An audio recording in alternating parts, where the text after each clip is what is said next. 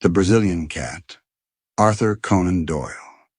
It is hard luck on a young fellow to have expensive tastes, great expectations, aristocratic connections, but no actual money in his pocket, and no profession by which he may earn any. The fact was that my father, a good, sanguine, easy-going man, had such confidence in the wealth and benevolence of his bachelor elder brother, Lord Southerton, that he took it for granted that I, his only son, would never be called upon to earn a living for myself. He imagined that if there were not a vacancy for me on the great Southerton estates, at least there would be found some post in that diplomatic service which still remains the special preserve of our privileged classes. He died too early to realize how false his calculations had been. Neither my uncle nor the state took the slightest notice of me or showed any interest in my career. An occasional brace of pheasants or basket of hares was all that ever reached me to remind me that I was heir to Otwell House and one of the richest estates in the country. In the meantime, I found myself a bachelor and man about town, living in a suite of apartments in Grosvenor Mansions, with no occupation save that of pigeon shooting and polo playing at Hurlingham. Month by month, I realized that it was more and more difficult to get the brokers to renew my bills or to cash any further post-obits upon an unentailed property. Ruin lay right across my path, and every day I saw it clearer, nearer, and more absolutely unavoidable. What made me feel my own poverty the more was that, apart from the great wealth of Lord Southerton, all my other relations were fairly well-to-do.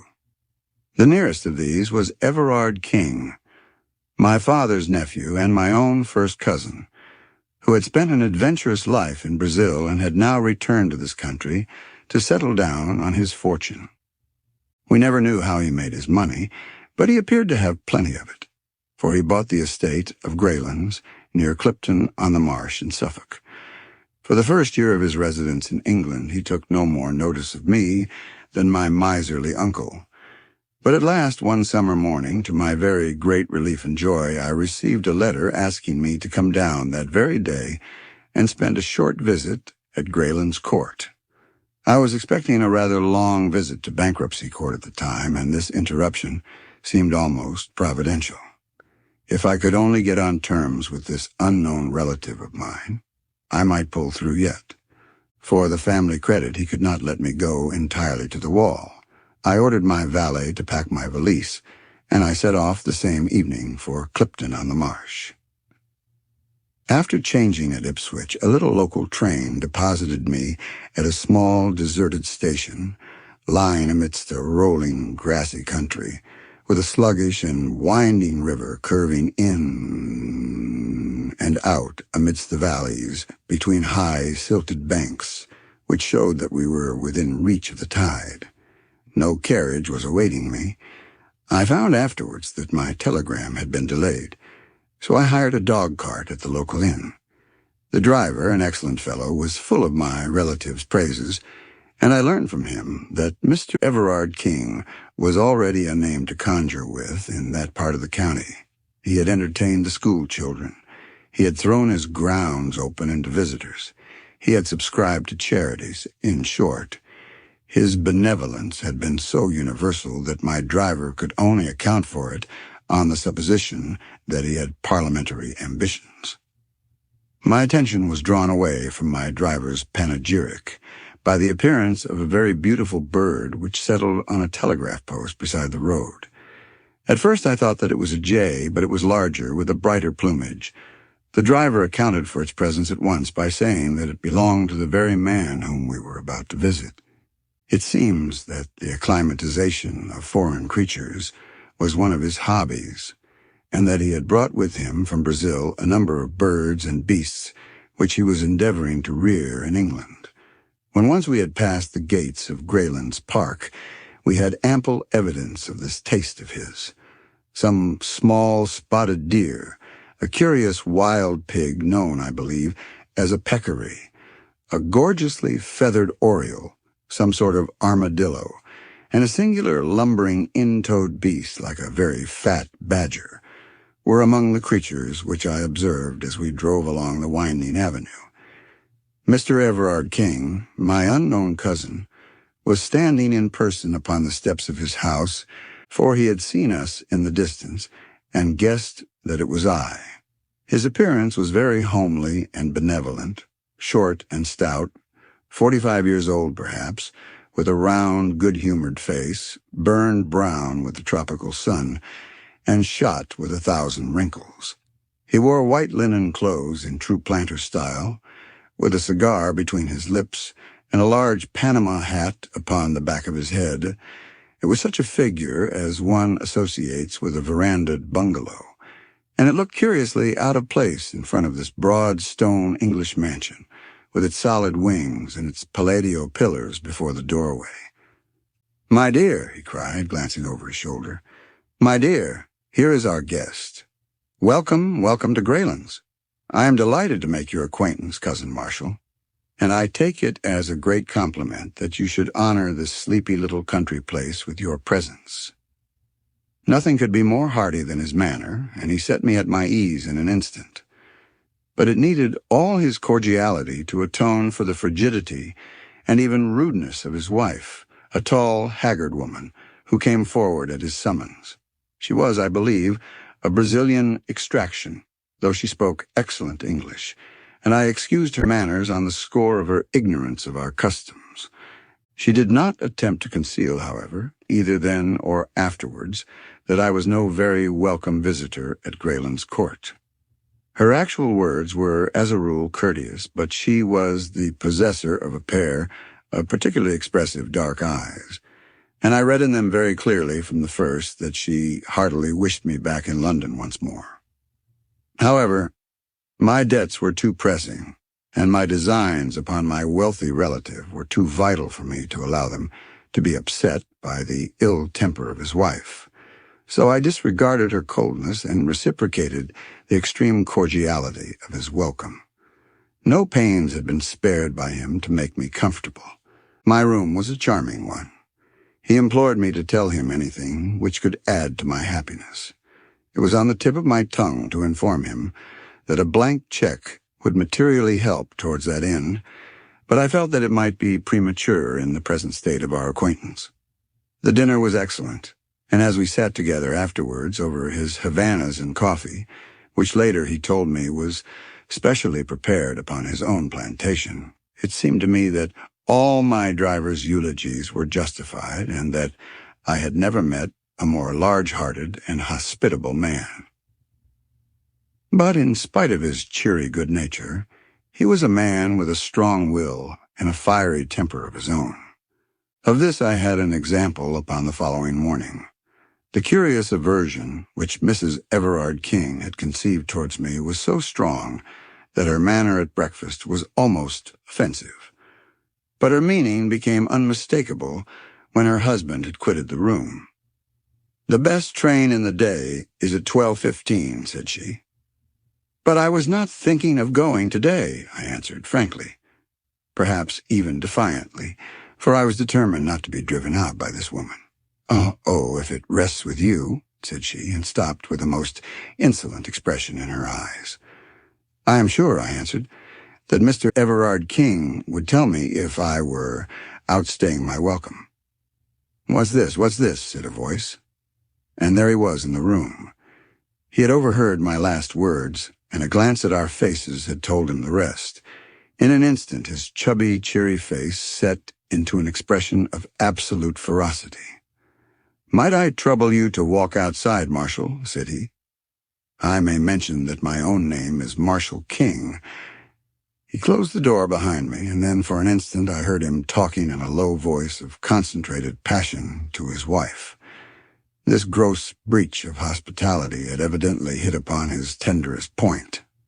I am no eavesdropper, so I walked out onto the lawn.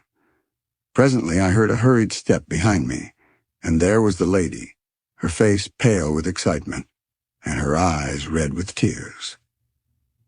"My husband has asked me to apologize to you, Mr. Marshall King," said she, standing with downcast eyes before me. "Please do not say another word, Mrs. King." Her dark eyes suddenly blazed out at me. "You fool," she hissed. with frantic vehemence, and turning on her heel, swept back to the house. The insult was so outrageous, so insufferable, that I could only stand staring after her in bewilderment. I was still there when my host joined me. He was his cheery, chubby self once more. "I hope that my wife has apologized for her foolish remarks," said he. "Oh, yes, certainly." He put his hand through my arm and walked with me up and down the lawn. "You must not take it seriously," said he. "It would grieve me inexpressibly if you curtailed your visit by 1 hour. The fact is, there is no reason why there should be any concealment between relatives that my poor dear wife is incredibly jealous. She hates that anyone, male or female, should for an instant come between us. Her ideal is a desert island and an eternal tete-a-tete. That gives you the clue to her actions, which are, I confess, upon this particular point, not very far removed from mania. Tell me that you will think no more of it." No, certainly not." "Then light this cigar and come round with me and see my little menagerie."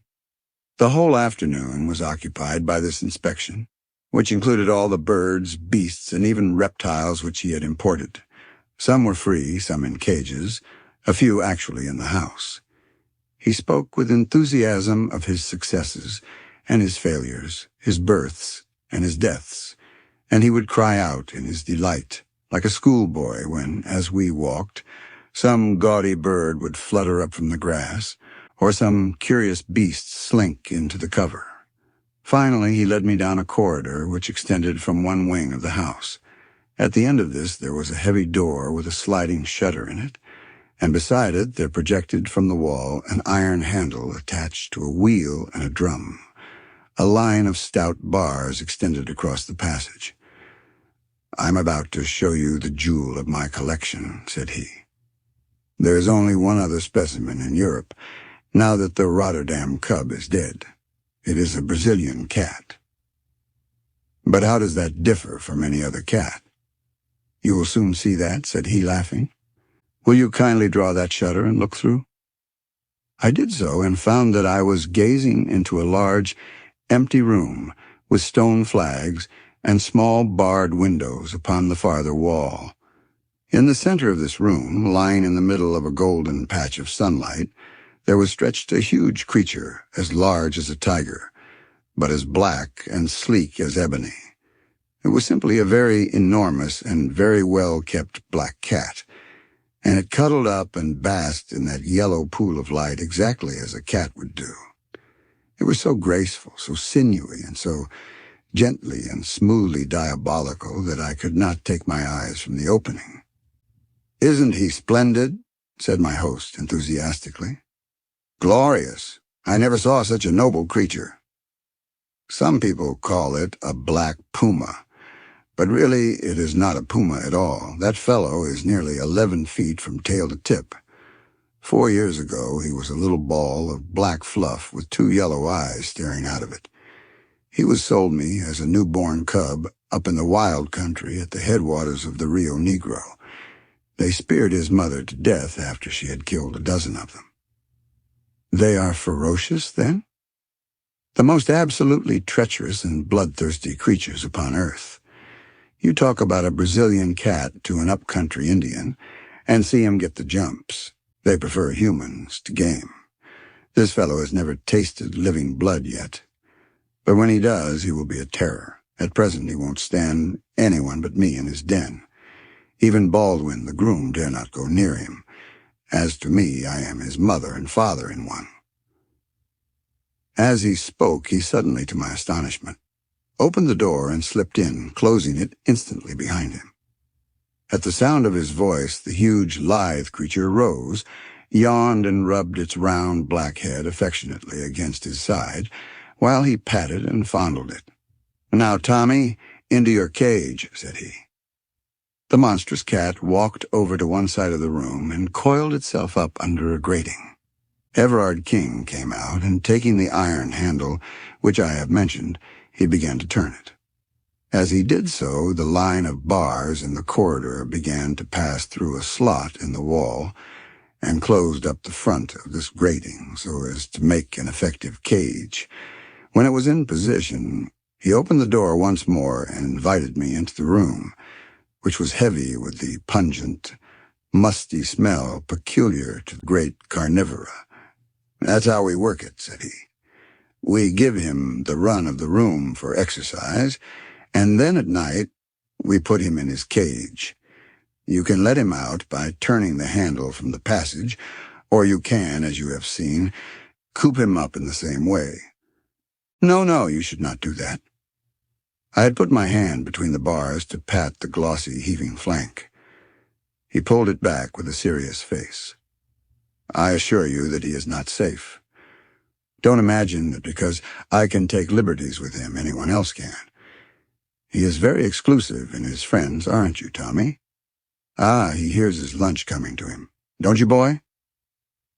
A step sounded in the stone-flagged passage, and the creature had sprung to his feet and was pacing up and down the narrow cage, his yellow eyes gleaming and his scarlet tongue rippling and quivering over the white line of his jagged teeth. A groom entered with a coarse joint upon a tray and thrust it through the bars to him. He pounced lightly upon it, carried it off to the corner, and there, holding it between his paws, tore and wrenched at it, raising his bloody muzzle every now and then to look at us. It was a malignant and yet fascinating sight. "You can't wonder that I am fond of him, can you?" said my host, as we left the room, "especially when you consider that I have had the rearing of him. It was no joke bringing him over from the center of South America, but here he is safe and sound, and, as I have said, far the most perfect specimen in Europe. The people at the zoo are dying to have him, but I really can't part with him. Now, I think that I have inflicted my hobby upon you long enough, so we cannot do better than follow Tommy's example and go to our lunch." My South American relative was so engrossed by his grounds and their curious occupants that I hardly gave him credit at first for having any interest outside them. That he had some, and pressing ones, was soon borne in upon me by the number of telegrams which he received. They arrived at all hours and were always opened by him with the utmost eagerness and anxiety upon his face. Sometimes I imagined that it must be the turf, and sometimes the stock exchange. But certainly he had some very urgent business going forwards which was not transacted upon the downs of Suffolk. During the 6 days of my visit he had never fewer than 3 or 4 telegrams a day, and sometimes as many as 7 or 8. I had occupied these 6 days so well that by the end of them I had succeeded in getting upon the most cordial terms with my cousin. Every night we had sat up late in the billiard room, he telling me the most extraordinary stories of his adventures in America, stories so desperate and reckless that I could hardly associate them with the brown little chubby man before me. In return, I ventured upon some of my own reminiscences of London life, which interested him so much that he vowed he would come up to Grosvenor Mansions and stay with me. He was anxious to see the faster side of a city life, and certainly, though I say it, he could not have chosen a more competent guide. It was not until the last day of my visit that I ventured to approach that which was on my mind. I told him frankly about my pecuniary difficulties and my impending ruin, and I asked his advice, though I hoped for something more solid. He listened attentively, puffing hard at his cigar. "But surely," said he, "you are the heir of our relative, Lord Southerton." "I have every reason to believe so, but he would never make me any allowance." No, I have heard of his miserly ways. My poor Marshal, your position has been a very hard one. By the way, have you heard any news of Lord Southerton's health lately?" "He has always been in a critical condition ever since my childhood." "Exactly. A creaking hinge, if ever there was one. Your inheritance may be a long way off, dear me. How awkwardly situated you are." "I had some hopes, sir, that you, knowing all the facts, might be inclined to advance." "Don't say another word, my dear boy," he cried with the utmost cordiality. "We shall talk it over tonight, and I give you my word that whatever is in my power shall be done." I was not sorry that my visit was drawing to a close, for it is unpleasant to feel that there is one person in the house who eagerly desires your departure. Mrs. King's sallow face and forbidding eyes had become more and more hateful to me. She was no longer actively rude.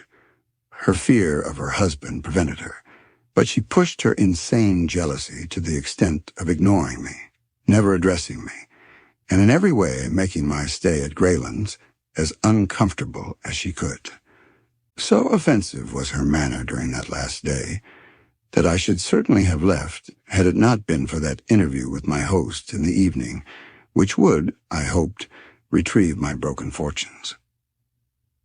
It was very late when it occurred, for my relative, who had been receiving even more telegrams than usual during the day, went off to his study after dinner and only emerged when the household had retired to bed. I heard him go round, locking the doors, as custom was of a night, and finally he joined me in the billiard room. His stout figure was wrapped in a dressing gown, and he wore a pair of red Turkish slippers without any heels. Settling down into an armchair, he brewed himself a glass of grog, in which I could not help noticing that the whiskey considerably predominated over the water. "My word," said he, "what a night!" It was indeed. The wind was howling and screaming round the house, and the latticed windows rattled and shook as if they were coming in. The glow of the yellow lamps and the flavor of our cigars seemed the brighter and more fragrant for the contrast. "Now, my boy," said my host, "we have the house and the night to ourselves. Let me have an idea of how your affairs stand, and I will see what can be done to set them in order. I wish to hear every detail." Thus encouraged, I entered into a long exposition, in which all my tradesmen and creditors, from my landlord to my valet, figured in turn. I had notes in my pocketbook, and I marshaled my facts and gave, I flatter myself, a very businesslike statement of my own unbusinesslike ways and lamentable position. I was depressed, however, to notice that my companion's eyes were vacant, and his attention elsewhere. When he did occasionally throw out a remark, it was so entirely perfunctory and pointless that I was sure he had not in the least followed my remarks. Every now and then he roused himself and put on some show of interest, asking me to repeat or to explain more fully. But it was always to sink once more into the same brown study. At last he rose and threw the end of his cigar into the grate. "I'll tell you what, my boy," said he. "I never had a head for figures, so you will excuse me. You must jot it all down upon paper, and let me have a note of the amount. I'll understand it when I see it in black and white." The proposal was encouraging. I promised to do so. And now it's time we were in bed. By Jove, there's 1 o'clock striking in the hall. The tingling of the chiming clock broke through the deep roar of the gale. The wind was sweeping past with the rush of a great river. "I must see my cat before I go to bed," said my host. "A high wind excites him. Will you come?" "Certainly," said I. "Then tread softly and don't speak, for everyone is asleep." We passed quietly down the lamplit Persian rugged hall and through the door at the farther end. All was dark in the stone corridor, but a stable lantern hung on a hook, and my host took it down and lit it. There was no grating visible in the passage, so I knew that the beast was in its cage. "Come in," said my relative, and opened the door. A deep growling as we entered showed that the storm had really excited the creature. In the flickering light of the lantern we saw it, a huge black mass coiled in the corner of its den and throwing a squat, uncouth shadow upon the whitewashed wall. Its tail switched angrily among the straw. "Poor Tommy is not in the best of tempers," said Everard King, holding up the lantern and looking in at him. What a black devil he looks, doesn't he? I must give him a little supper to put him in a better humor. Would you mind holding the lantern for a moment?" I took it from his hand, and he stepped to the door. "His larder is just outside here," said he. "You will excuse me for an instant, won't you?" He passed out, and the door shut with a sharp, metallic click behind him. That hard, crisp sound made my heart stand still. A sudden wave of terror passed over me. A vague perception of some monstrous treachery turned me cold. I sprang to the door, but there was no handle upon the inner side. "Here!" I cried. "Let me out." "All right, don't make a row," said my host from the passage. "You got the light all right?" "Yes, but I don't care about being locked in alone like this." "Don't you?" I heard his hearty, chuckling laugh. "You won't be alone long." "Let me out, sir," I repeated angrily. "I tell you I don't allow practical jokes of this sort." "Practical is the word," said he with another hateful chuckle. And then suddenly I heard, amidst the roar of the storm, the creak and whine of the winch handle turning and the rattle of the grating as it passed through the slot. Great God! He was letting loose the Brazilian cat. In the light of the lantern, I saw the bars sliding slowly before me. Already there was an opening a foot wide at the farther end. With a scream, I seized the last bar with my hands and pulled with the strength of a madman. I was a madman with rage and horror. For a minute or more I held the thing motionless. I knew that he was straining with all his force upon the handle, and that the leverage was sure to overcome me. I gave inch by inch, my feet sliding along the stones, and all the time I begged and prayed this inhuman monster to save me from this horrible death. I conjured him by his kinship. I reminded him that I was his guest. I begged to know what harm I had ever done him. His only answers were the tugs and jerks upon the handle, each of which, in spite of all my struggles, pulled another bar through the opening. Clinging and clutching, I was dragged across the whole front of the cage, until at last, with aching wrists and lacerated fingers, I gave up the hopeless struggle. The grating clanged back as I released it, and an instant later I heard the shuffle of the Turkish slippers in the passage and the slam of the distant door. Then everything was silent. The creature had never moved during this time. He lay still in the corner, and his tail had ceased switching. This apparition of a man adhering to his bars and dragged screaming across him had apparently filled him with amazement. I saw his great eyes staring steadily at me. I had dropped the lantern when I seized the bars, but it still burned upon the floor, and I made a movement to grasp it, with some idea that its light might protect me. But the instant I moved, the beast gave a deep and menacing growl. I stopped and stood still, quivering with fear in every limb. The cat, if one may call so fearful a creature by so homely a name, was not more than 10 feet from me. The eyes glimmered like two discs of phosphorus in the darkness. They appalled and yet fascinated me. I could not take my own eyes from them. Nature plays strange tricks with us at such moments of intensity, and those glimmering lights waxed and waned, with a steady rise and fall. Sometimes they seemed to be tiny points of extreme brilliancy, little electric sparks in the black obscurity. Then they would widen and widen until all that corner of the room was filled with their shifting and sinister light. And then suddenly they went out altogether. The beast had closed its eyes. I do not know whether there may be any truth in the old idea of the dominance of the human gaze, or whether the huge cat was simply drowsy, but the fact remains that, far from showing any symptom of attacking me, it simply rested its sleek black head upon its huge forepaws and seemed to sleep. I stood fearing to move lest I should rouse it into malignant life once more. But at least I was able to think clearly now that the baleful eyes were off me. Here I was shut up for the night with the ferocious beast.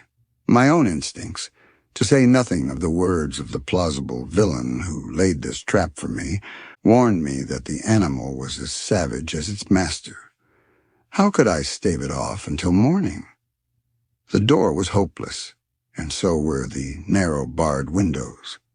There was no shelter anywhere in the bare, stone-flagged room. To cry for assistance was absurd. I knew that this den was an outhouse, and that the corridor which connected it with the house was at least 100 feet long. Besides, with the gale thundering outside, my cries were not likely to be heard. I had only my own courage and my own wits to trust to. And then, with a fresh wave of horror, my eyes fell upon the lantern. The candle had burned low and was already beginning to gutter. In 10 minutes it would be out. I had only 10 minutes then in which to do something, for I felt that if I were once left in the dark with that fearful beast, I should be incapable of action. The very thought of it paralyzed me. I cast my despairing eyes round this chamber of death, and they rested upon one spot which seemed to promise, I will not say safety, but less immediate and imminent danger than the open floor. I have said that the cage had a top as well as a front, and this top was left standing when the front was wound through the slot in the wall. It consisted of bars at a few inches interval, with stout wire netting between, and it rested upon a strong stanchion at each end. It stood now as a great barred canopy over the crouching figure in the corner. The space between this iron shelf and the roof may have been from 2 or 3 feet. If I could only get up there, squeezed in between bars and ceiling, I should have only one vulnerable side. I should be safe from below, from behind, and from each side. Only on the open face of it could I be attacked. There, it is true, I had no protection whatever, but at least I should be out of the brute's path when he began to pace about his den. He would have to come out of his way to reach me. It was now or never, for if once the light were out, it would be impossible. With a gulp in my throat, I sprang up, seized the iron edge of the top, and swung myself panting onto it. I writhed and face downwards, and found myself looking straight into the terrible eyes and yawning jaws of the cat. Its fetid breath came up into my face like the steam from some foul pot. It appeared, however, to be rather curious than angry. With a sleek ripple of its long black back, it rose, stretched itself, and then rearing itself on its hind legs, with one forepaw against the wall, it raised the other and drew its claws across the wire meshes beneath me. One sharp white hook tore through my trousers, for I may mention that I was still in evening dress, and dug a furrow in my knee. It was not meant as an attack, but rather as an experiment, for upon my giving a sharp cry of pain, he dropped down again, and springing lightly into the room, he began walking swiftly round it, looking up every now and again in my direction.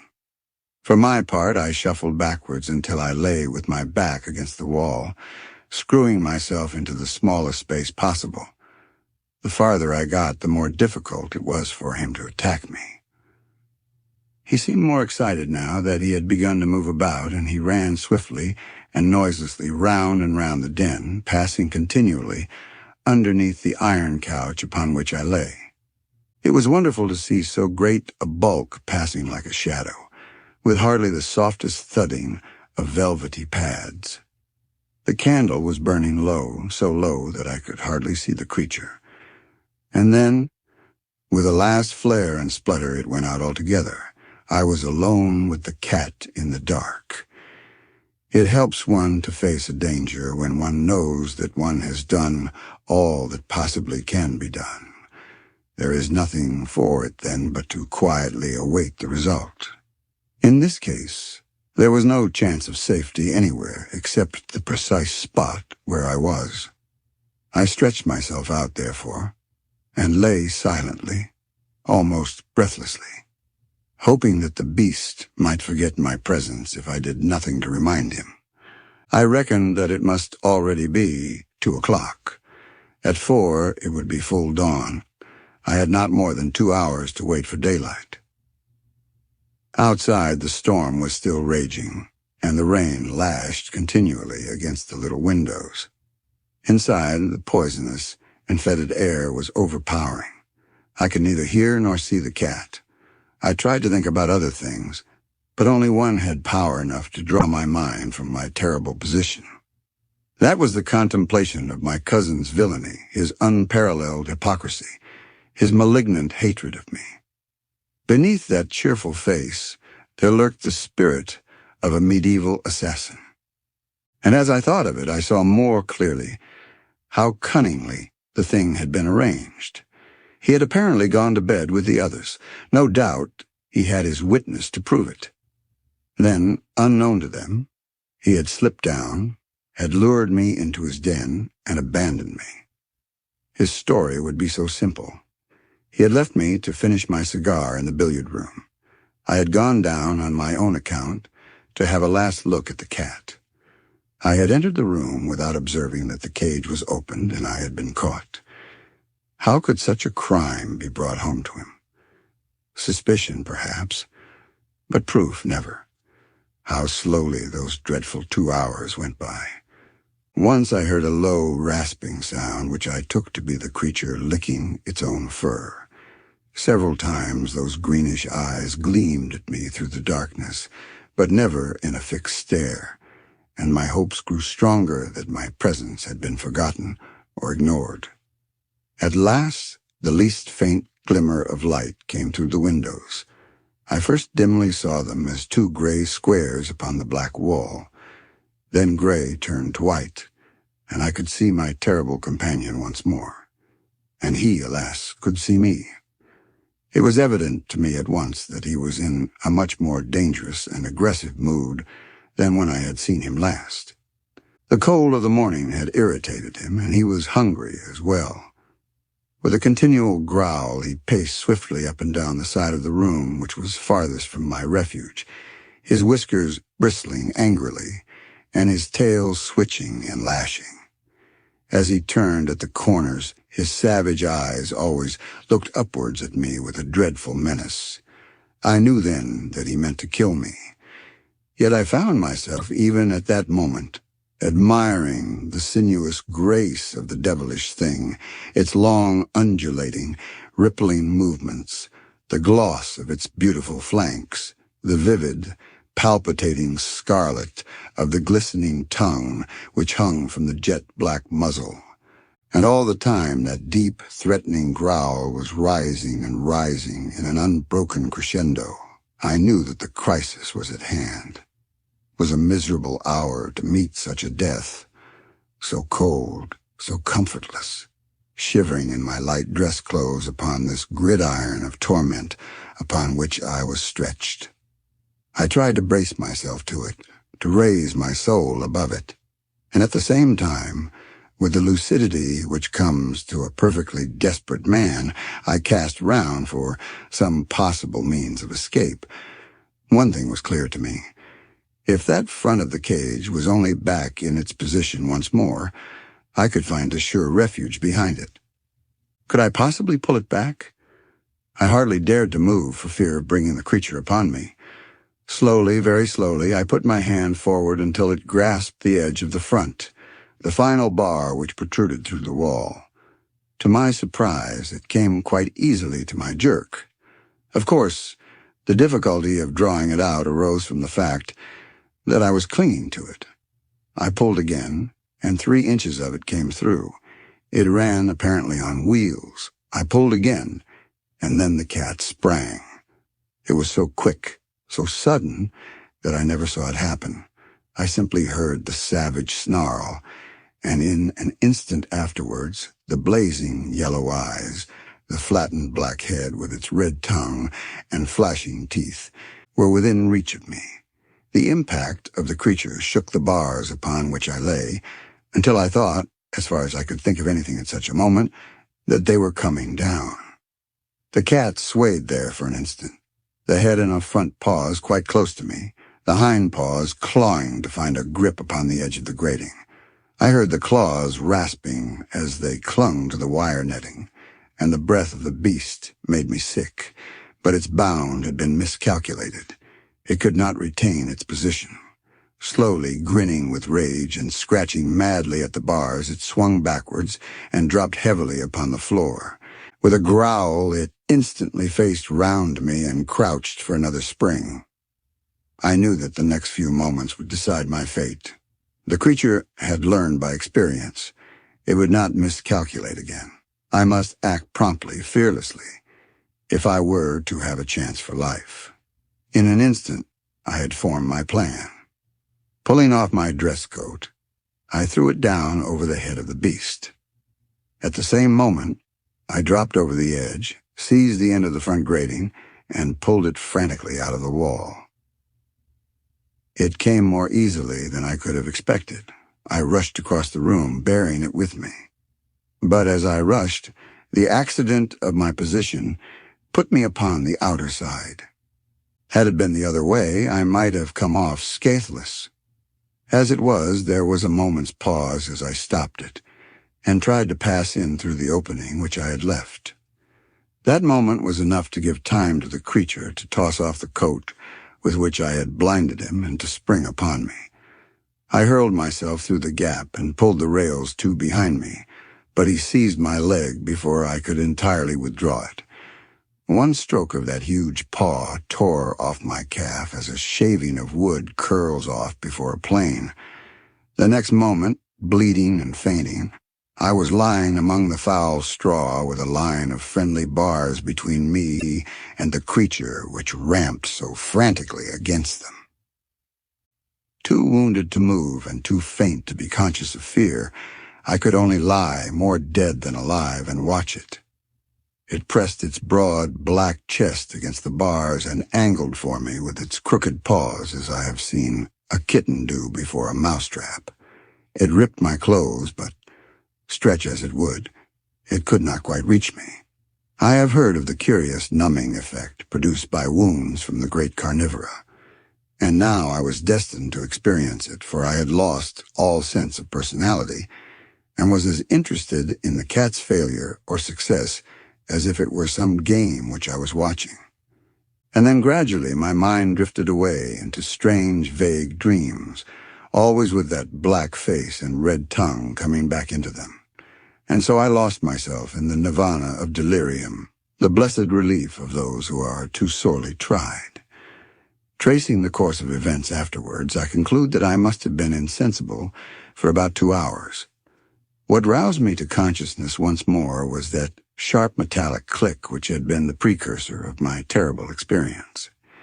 It was the shooting back of the spring lock. Then, before my senses were clear enough to entirely apprehend what they saw, I was aware of the round, benevolent face of my cousin peering in through the open door. What he saw evidently amazed him. There was the cat crouching on the floor. I was stretched upon my back in my shirt sleeves within the cage, my trousers torn to ribbons, and a great pool of blood all round me. I can see his amazed face now, with the morning sunlight upon it. He peered at me and peered again. Then he closed the door behind him and advanced to the cage to see if I were really dead. I cannot undertake to say what happened. I was not in a fit state to witness or to chronicle such events. I can only say that I was suddenly conscious that his face was away from me, that he was looking towards the animal. "Good old Tommy," he cried. "Good old Tommy!" Then he came near the bars with his back still towards me. "Down, you stupid beast," he roared. "Down, sir. Don't you know your master?" Suddenly, even in my bemuddled brain, a remembrance came of those words of his when he had said that the taste of blood would turn the cat into a fiend. My blood had done it, but he was to pay the price. "Get away!" he screamed. "Get away, you devil! Baldwin! Baldwin! Oh, my God!" And then I heard him fall and rise and fall again, with a sound like the ripping of sacking. His screams grew fainter until they were lost in the worrying snarl.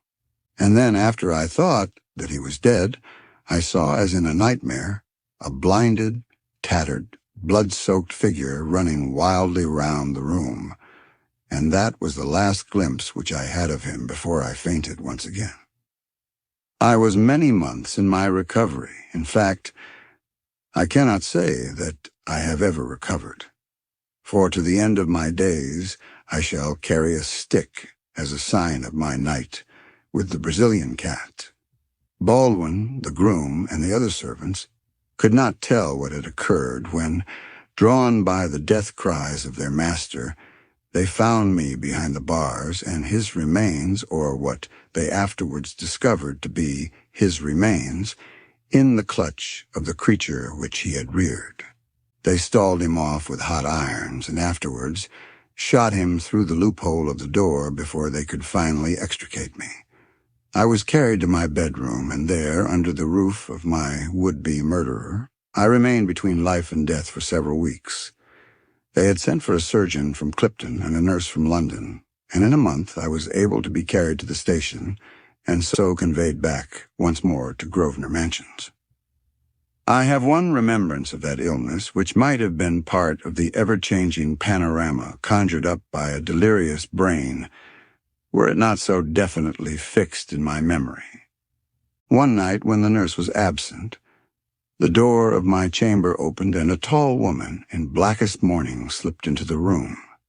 She came across to me, and as she bent her sallow face, I saw, by the faint gleam of the nightlight, that it was the Brazilian woman whom my cousin had married. She stared intently into my face, and her expression was more kindly than I had ever seen it. "Are you conscious?" she asked. I feebly nodded, for I was still very weak. "Well, then, I only wish to say to you that you have yourself to blame. Did I not do all I could for you? From the beginning I tried to drive you from the house. By every means, short of betraying my husband, I tried to save you from him. I knew that he had a reason for bringing you here. I knew that he would never let you get away again. No one knew him as I knew him, who had suffered from him so often. I did not dare to tell you all this. He would have killed me, but I did my best for you. As things have turned out, you have been the best friend that I have ever had. You have set me free, and I fancied that nothing but death would do that. I am sorry if you are hurt, but I cannot reproach myself. I told you that you were a fool, and a fool you have been." She crept out of the room, the bitter, singular woman, and I was never destined to see her again. With what remained from her husband's property, she went back to her native land, and I have heard that she afterwards took the veil at Pernambuco. It was not until I had been back in London for some time that the doctors pronounced me to be well enough to do business. It was not a very welcome permission to me, for I feared that it would be the signal for an inrush of creditors. But it was Summers, my lawyer, who first took advantage of it. "I am very glad to see that your lordship is so much better," said he. "I have been waiting a long time to offer my congratulations." "What do you mean, Summers? This is no time for joking." "I mean what I say," he answered. "You have been Lord Southerton for the last 6 weeks, but we feared that it would retard your recovery if you were to learn it." Lord Southerton, one of the richest peers in England. I could not believe my ears. And then suddenly I thought of the time which had elapsed and how it coincided with my injuries. Then Lord Southerton must have died about the same time that I was hurt.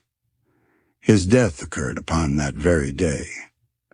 Summers looked hard at me as I spoke, and I am convinced, for he was a very shrewd fellow, that he had guessed the true state of the case. He paused for a moment, as if awaiting a confidence from me, but I could not see what was to be gained by exposing such a family scandal. "Yes, a very curious coincidence," he continued, with the same knowing look. "Of course you are aware that your cousin, Everard King, was the next heir to the estates. Now, if it had been you, instead of him, who had been torn to pieces by this tiger, or whatever it was, then of course he would have been Lord Southerton at the present moment." "No doubt," said I. "And he took such an interest in it," said Summers. I happen to know that the late Lord Southerton's valet was in his pay, and that he used to have telegrams from him every few hours to tell him how he was getting on. That would be about the time when you were down there. Was it not strange that he should wish to be so well informed, since he knew that he was not the direct heir? Very strange, said I. And now, Summers, if you will bring me my bills and a new checkbook, we will begin to get things into order. The end of the story. Subscribe or I'll take your iPad.